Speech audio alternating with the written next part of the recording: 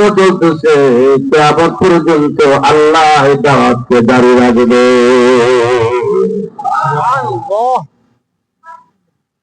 দুনিয়ার কোন বাতিল এই দাওয়াতকে এক মুহূর্তের জন্য বন্ধ করতে পারবে না।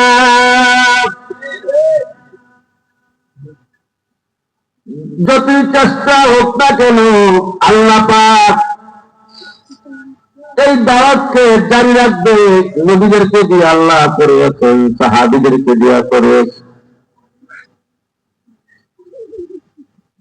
খুলাফায়ে রাশিদিনদেরকে দিয়ে আল্লাহ করেছেন, 4 মাযহাবের ইমামকে দিয়ে আল্লাহ করেছেন। ইমাম বুখারীকে দিয়ে আল্লাহ করেছে, ইমাম শাফি, ইমাম মালিক, ইমাম হাম্বলকে দিয়ে আল্লাহ করেছে। বর্তমান জমানায় হক্কানি পীর বুজুর্গ ওলিয়া ওলিয়ারা, গাউস কুতুবেরা তারাও দাওয়াত দিতেছে, কালেমার দাওয়াত দিয়েছে। মরহুম উজানি পীর সাহেব কারি ইব্রাহিম সাহেব রাহিমাহুল্লাহ এই কালেমার দাওয়াত কিভাবে দিয়েছেন? সকালবেলা যখন বের হয়ে গেছে, ফজরের নামাজ পড়ে মানুষকে সামনে পাইছেন, বলছেন লা ইলাহা ইল্লাল্লাহ। চাকর পাইছেন সামনে, লা ইলাহা ইল্লাল্লাহ। এইভাবে করে কৃষক সামনে পাইছেন, বলছেন লা ইলাহা ইল্লাল্লাহ। রাখাল পেয়েছেন, বলছেন লা ইলাহা ইল্লাল্লাহ। ড্রাইভার সামনে দেখছেন, লা ইলাহা ইল্লাল্লাহ। রিক্সাওয়ালাকে সামনে পাইছেন, লা ইলাহা ইল্লাল্লাহ। বেনগাড়িওয়ালাকে সামনে পাইছে, লা ইলাহা ইল্লাল্লাহ। ঠেলা গাড়িওয়ালাকে সামনে পাইছে, লা ইলাহা ইল্লাল্লাহ। তল বিক্রিওয়ালাকে সামনে পাইছেন, বলছেন লা ইলাহা ইল্লাল্লাহ।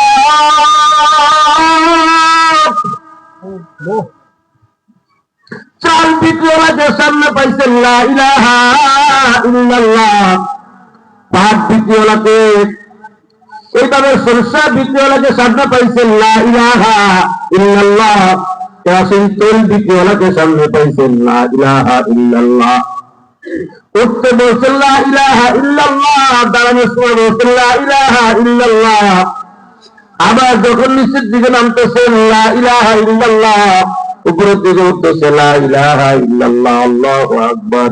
এইভাবে করে গোটা জিন্দেগি লা ইলাহা ইল্লাল্লাহ, লা ইলাহা ইল্লাল্লাহ।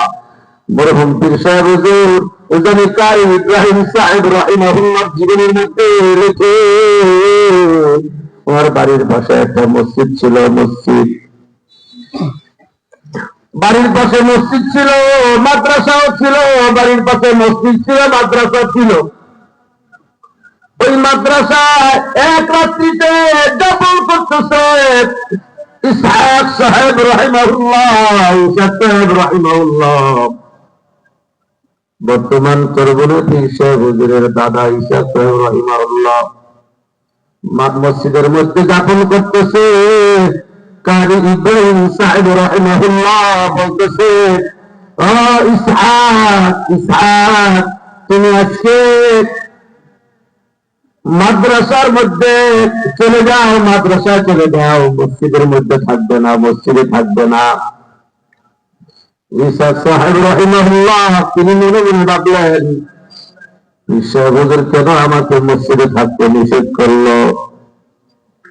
মসজিদে থাকতে কেন নিষেধ করলেন? পাশে একটা জঙ্গল ছিল, জঙ্গল।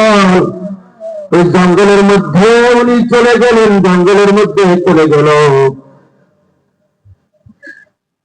কারি ইব্রাহিম সাহেব রাহিমাহুল্লাহ রাত্রে যখন গভীর হলো, বাড়ি থেকে মসজিদের মধ্যে আসছে, মসজিদের মধ্যে এসে যখন ঢুকেছে, মসজিদের মধ্যে ঢুকে তিনি শুরু করে দিয়েছে ওনার হালতের অবস্থা, ওনার আমলের অবস্থা শুরু করে দিয়েছেন, আল্লাহ আল্লাহ আল্লাহ আল্লাহ আল্লাহ আল্লাহ আল্লাহ আল্লাহ আল্লাহ আল্লাহ আল্লাহ জিকির যখন শুরু করে দিছে, মসজিদে ঢুকে যখন জিকির শুরু করে দিছে, জিকির যখন শুরু করে দিছে, ইসাক সাহেব রহিমাহুল্লাহ উনি মসজিদের ওই জানালা দিয়া দেখতেছে আমার হযরতের কি অবস্থা, আমার হযরতের কি অবস্থা উনি দেখতেছে দেখতেছে দেখতেছে। তার ইব্রাহিম সাহেব রহিমাহুল্লাহ জিকির শুরু করে দিছে, ওনার মাথাটা চলে গেছে একদিকে, এই হাত চলে গেছে একদিকে, এই হাত চলে গেছে একদিকে, পা একদিকে, খন্ড খন্ড হয়ে সবগুলো এইভাবে করে জিকির করতেছে আল্লাহ আল্লাহ আল্লাহ আল্লাহ আল্লাহ আল্লাহ আল্লাহ আল্লাহ জিকির করতেছে। শরীরের সকলের অঙ্গ প্রত্যঙ্গ গুলো বিভিন্ন জায়গায় ফুটে ফুটে জিকির করতেছে। ভালো করে শোনো, জিকির করতেছে জিকির করতেছে জিকির করতে করতে অঙ্গ প্রত্যঙ্গ গুলো ছুটাছুটি করে গোটা মসজিদে ছড়া ছিটে পড়েছে। এই হালত দেখে ইসাক সাহেব রাহিমাহুল্লাহ আর ঠিক থাকতে পারলেন না, ঠিক থাকতে পারলেন না। উনি আবার জঙ্গলে চলে গেলেন, জঙ্গলে চলে গেলেন। সকালবেলা যখন আবার ইসাক সাহেব রাহিমাহুল্লাহ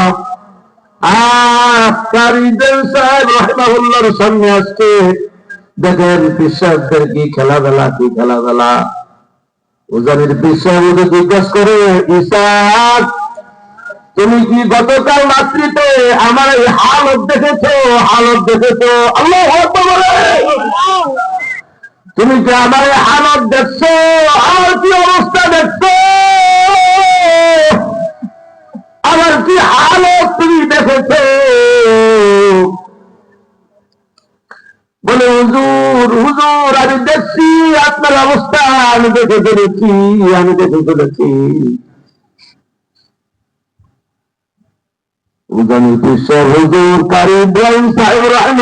বলতেছে তুমি যখন আমার এই হালত দেখে ফেলছো, হালত দেখে ফেলছো, আজকে আর তুমি এই উজানের মাঠে উজানি গ্রামে তুমি থাকবে না, থাকবে না, যাও যাও যাও, তুমি তোমার চরমোনাই চলে যাও, চরমোনাই চলে যাও, চরমোনাই তুমি চলে যাও।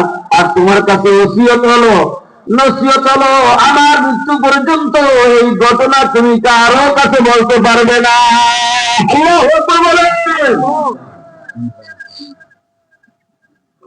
এই অবস্থা তুমি কারো কাছে বলবে না, কারো কাছে বলল না, কারো কাছে বলল না। ইসাক সাহেব রাহিমাহুল্লাহ মৃত্যু পর্যন্ত